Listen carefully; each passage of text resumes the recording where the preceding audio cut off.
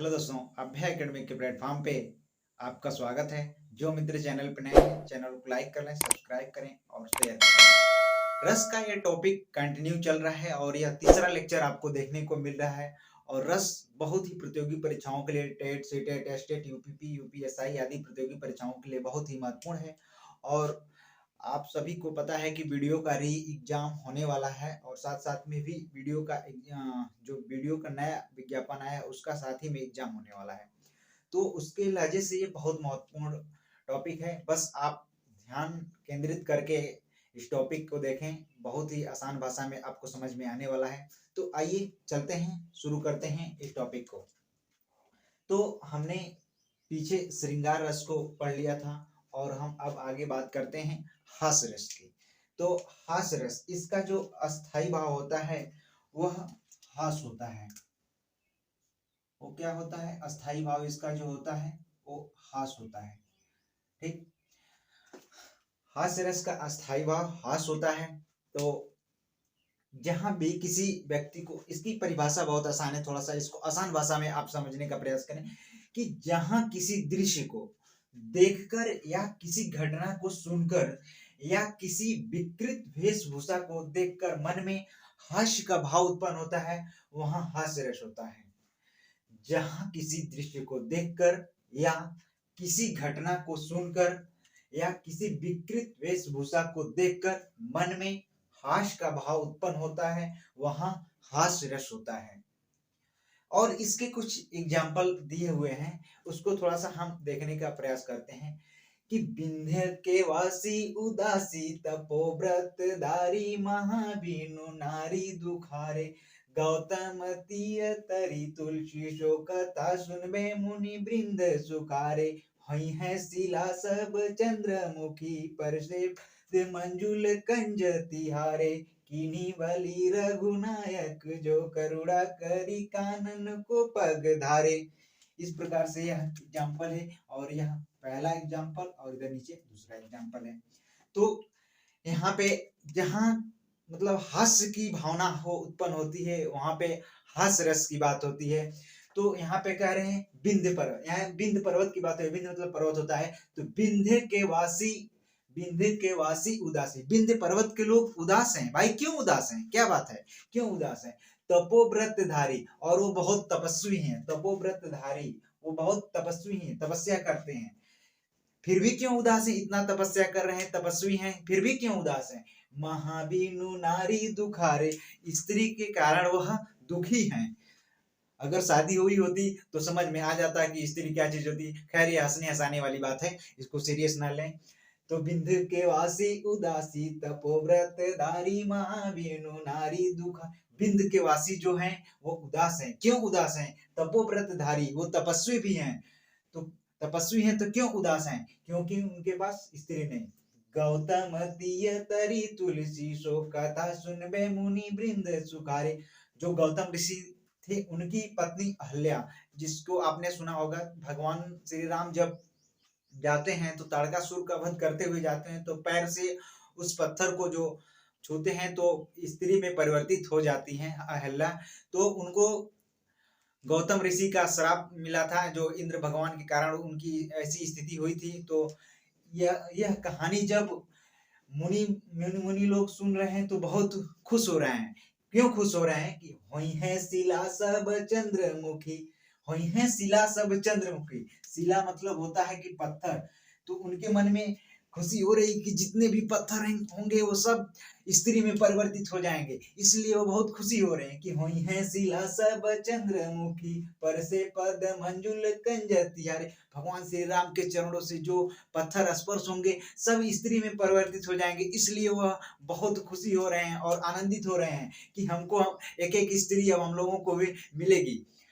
किन्हीं बलि रघुनायक जो करुणा करी कानन को पग धारे। कितना भला कर रहे हैं राम, उनकी बहुत भलाई है कि हम लोगों को भी स्त्री मिलेगी। तो मुनि, जितने भी ऋषि मुनि हैं, क्या कर रहे हैं कि आगे एक एक पत्थर ला के रख रहे हैं कि ये स्त्री मेरी हो जाएगी, वो स्त्री मेरी हो जाएगी। इस प्रकार से एक एक पत्थर।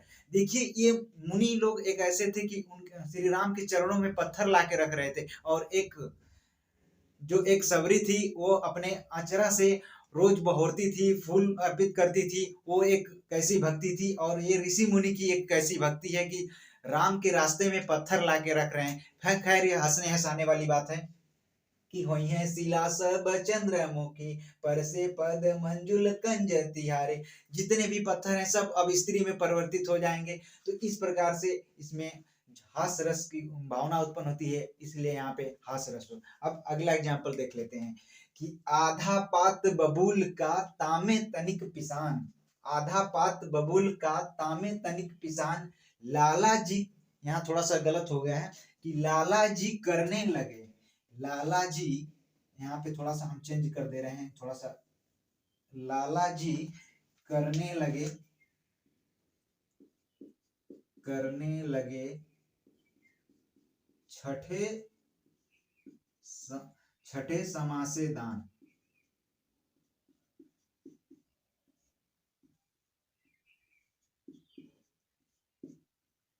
छठे समासे दान।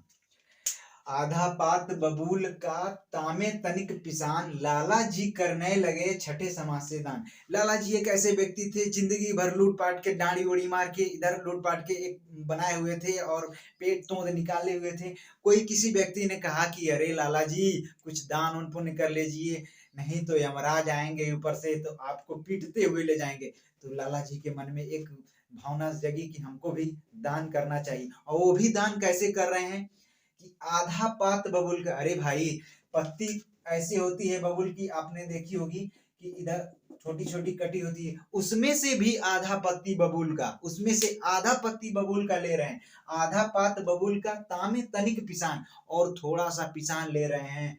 लाला जी करने लगे। अरे ठीक है, अब डेली अगर दान कर रहे हैं थोड़ा थोड़ा ही तो बात समझ में आती कि ज्यादा दान कर रहे हैं थोड़े, लेकिन उसमें भी छठे समा से दान कर रहे हैं। क्या बात है लाला जी, कितने बड़े दानी हैं कि छठे समा से दान कर रहे हैं। आधा पात बबूल का तामे तनिक पिसान, लाला जी करने लगे छठे समा से दान। वो भी अगर डेली करते तो ये बात समझ में आती, वो भी छठे समा से, महीना में एक दो बार, साल में एक दो बार वो दान कर रहे हैं। तो इस प्रकार से अगर हास्य भावना अगर उत्पन्न होए मन में तो समझ लीजिए वहां पे हास्य रस है। अब इसके बाद हम आगे चर्चा करते हैं वीर रस। वीर रस बहुत मोस्ट इंपॉर्टेंट है, यहाँ से प्रश्न बनते हैं, दोनों से प्रश्न बनते हैं। तो आप इसका थोड़ा सा अस्थाई भाव जान लीजिए। इसका अस्थाई भाव होता है उत्साह।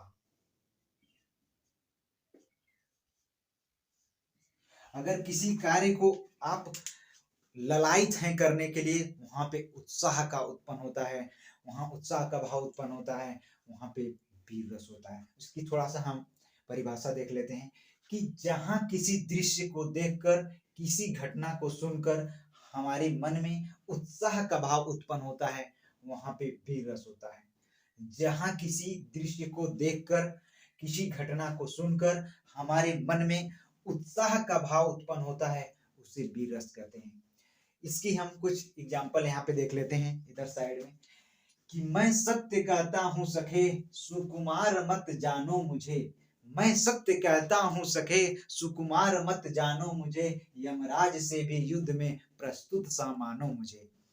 तो ये घटना उस समय की है जब अर्जुन चले जाते हैं जंगल में शिकार के लिए, और यहाँ पे चक्रव्यूह की रचना कर दी जाती है। गुरु द्रोणाचार्य और भीष्म पितामह और जितने भी कौरवों के द्वारा ये घटना ये कर दी जाती है चक्रव्यूह की रचना। और ये पांडव जितने बचे हुए बड़े चर्चित में हैं, तो आपस में बातें करते हैं। तभी अभिमन्यु गुजरते हैं तो पूछते हैं कि आप लोग इतने चिंतित क्यों हैं। तो उनको घटना बताई तो कहते हैं कि हम चक्रव्यूह वेदन जानते हैं। तो कहें कैसे कि जब मैं गर्भ में था तो मेरे पिताजी मेरी माताजी से बता रहे थे, तो हमने वहां पे सुना था। और उसके बाद जो 7वां चक्रव्यूह वेदन था तो माताजी की जो आंख लग गई, इसके बाद हम उसको नहीं, 6 वेदन तो हम कर सकते हैं।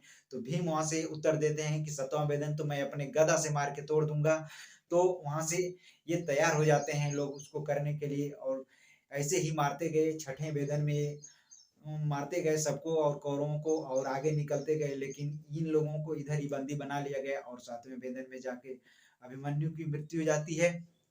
उसके उपरांत जब इनको सेनापति का कार्यभार दिया गया कि आप चलिए इसको तैयार हो जाइए, अब हम लोग इसकी तैयारी करते हैं, तो अभिमन्यु का एक सखा बोलता है कि मैं सत्य कहता हूँ, बोलता है कि तुम इतने नाबालिग हो, कैसे इसको भेदन करोगे, इतने कमजोर हो। तो तब अभिमन्यु कहते हैं कि मैं सत्य कहता हूँ सखे, सुकुमार मत जानो मुझे, यमराज से भी युद्ध में प्रस्तुत सामानो मुझे। यानी कहने का मतलब है कि मैं सत्य कहता हूँ सखा, मैं सत्य कहता हूँ सखे, सुकुमार मत जानो मुझे, यमराज से भी प्रस्तुत से सामानो मुझे, मैं यमराज से भी लड़ने की ताकत है। तो इस प्रकार से इसको अगर देखें तो जिस कार्य करने में थोड़ा सा उत्साह की भावना उत्पन्न हो, वहां पे वीर रस होता है। अब अगला एग्जाम्पल देख लेते हैं कि बुंदेल बुंदेल हर बोलों की मुंह से, बुंदेल हर बोलों के मुंह हमने सुनी कहानी थी, खूब लड़ी मर्दानी वो तो झांसी वाली रानी थी। बुंदेल हर बोलों के मुंह, बुंदेल हर बोलों के मुंह हमने सुनी कहानी थी, खूब लड़ी मर्दानी वह तो झांसी वाली रानी थी। तो इस प्रकार से यहाँ पे भी उत्साह का भाव उत्पन्न हो रहा है। जहाँ पे उत्साह की भावना उत्पन्न हो वहां पे भी रस होता है। तो इस प्रकार से हम रसों को पकड़ते हैं और इसी प्रकार एक एक रस को हम एक एक दिन इसको निष्कारण करते हुए चलेंगे और अपने सिलेबस की ओर बढ़ते रहेंगे आगे। अगर आप लोगों को यह वीडियो अच्छी लगी हो तो हमें कमेंट बॉक्स में जरूर कमेंट करके बताएं कि ये वीडियो कैसी लगी। ऐसी ही वीडियो पाने के लिए हमारे चैनल को प्लीज सब्सक्राइब, लाइक, शेयर कर लें और बहुत बहुत धन्यवाद।